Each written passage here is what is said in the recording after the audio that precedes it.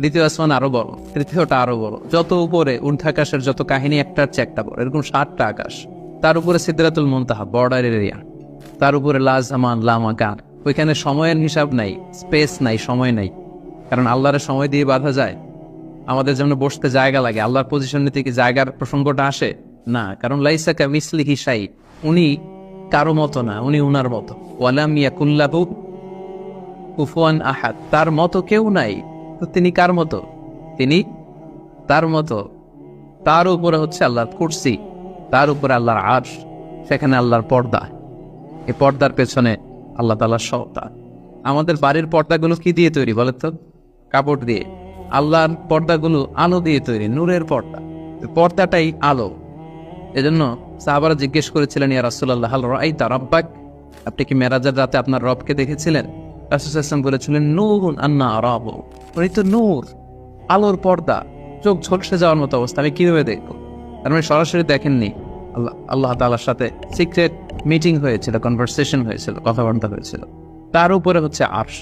ওই আরশের ছায়ার নিচে কিয়ামতের ময়দানে আল্লাহ তাআলা 7 শ্রেণীর ব্যক্তিকে স্থান দিবেন। কয় শ্রেণীর? 7 শ্রেণীর ব্যক্তিকে স্থান দিবেন। যে দিনটা হবে 50,000 সানা মিম্মা তা'উদ্দুন, 50,000 বছরের সময় একটা দিন, কিয়ামতের দিন। 50,000 বছর মানুষগুলো সব হয়রান হয়ে যাবে। ইউহশারুন নাসু ইয়াউমাল কিয়ামাতি হুফাতান উরাতান মুশাতান গুরলা।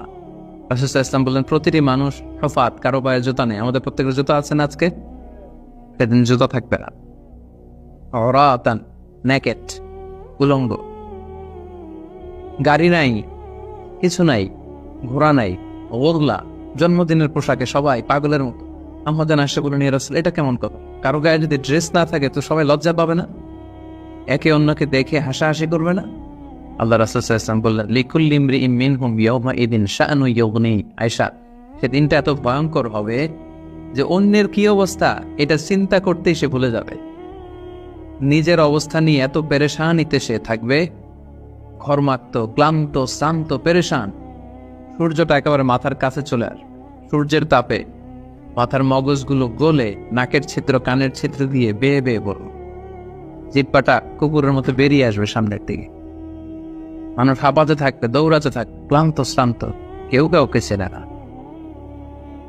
ইয়াউমা ইয়াফিরুল মারউ মিন আখিহি ওয়া উম্মিহি ওয়া আবিহি ওয়া সাহিবাতিহি ওয়া বানিহি। ভাই ভাইকে চিনবে না, পরিচয় দিবে না। মা ছেলেকে দেখে পরিচয় দিবে না, বন্ধু বন্ধুকে দেখে পরিচয় দিবে না।